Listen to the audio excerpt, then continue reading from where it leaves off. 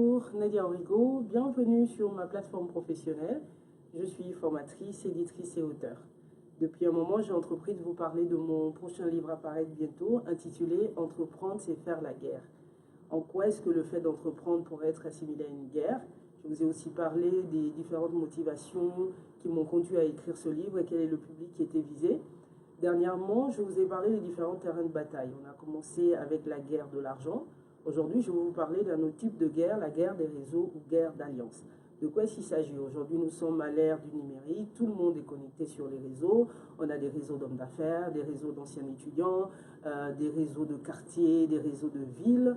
Plus le réseau est grand, mieux on se sent porté, plus on a des chances de réussir dans tout ce qu'on est en train d'entreprendre et de rencontrer du monde. En tant que chrétiens et entrepreneurs, à quel type de réseau devons-nous appartenir? C'est la question principale que nous pose la guerre des réseaux. Lisons la parole de Dieu dans le psaume 1 à partir du verset 1 qui nous dit ceci. « Heureux l'homme qui ne marche pas selon le conseil des méchants, qui ne s'arrête pas sur la voie des pécheurs et qui ne s'assied pas en compagnie des moqueurs, mais qui trouve son plaisir dans la loi de l'Éternel et qui la médite jour et nuit. Il est comme un arbre planté près d'un courant d'eau, qui donne son fruit en sa saison et dont le feuillage ne flétrit point.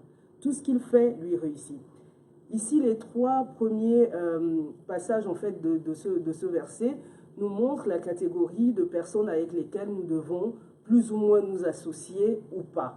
Voilà, ici, vraiment, le Seigneur met l'accent sur le fait qu'en tant que chrétiens, nous ne devons pas nous mettre en alliance avec tout le monde, nous ne devons pas nous asseoir en compagnie de n'importe quelle personne, parce que le danger qu'on court, c'est de s'assimiler finalement, de finir par ressembler à ces personnes-là. Si nous sommes d'accord pour dire qu'appartenir à un réseau peut constituer une force, ce que nous apprend les trois premiers versets du psaume 1, c'est que nous ne pouvons pas nous mettre en alliance, nous ne pouvons pas nous mettre en accord avec tout le monde.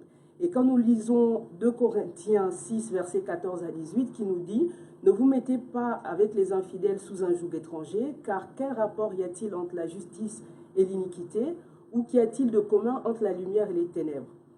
Quel accord y a-t-il entre Christ et Bélial, ou quelle part le fidèle a-t-il avec l'infidèle? Si notre entreprise est inscrite au capital du royaume des cieux, comme je vous disais déjà la dernière fois, le conseil que je peux donner à un entrepreneur chrétien aujourd'hui, c'est que lorsque nous nous mettons en alliance avec quelqu'un, il faut vérifier le type de réseau auquel on veut appartenir.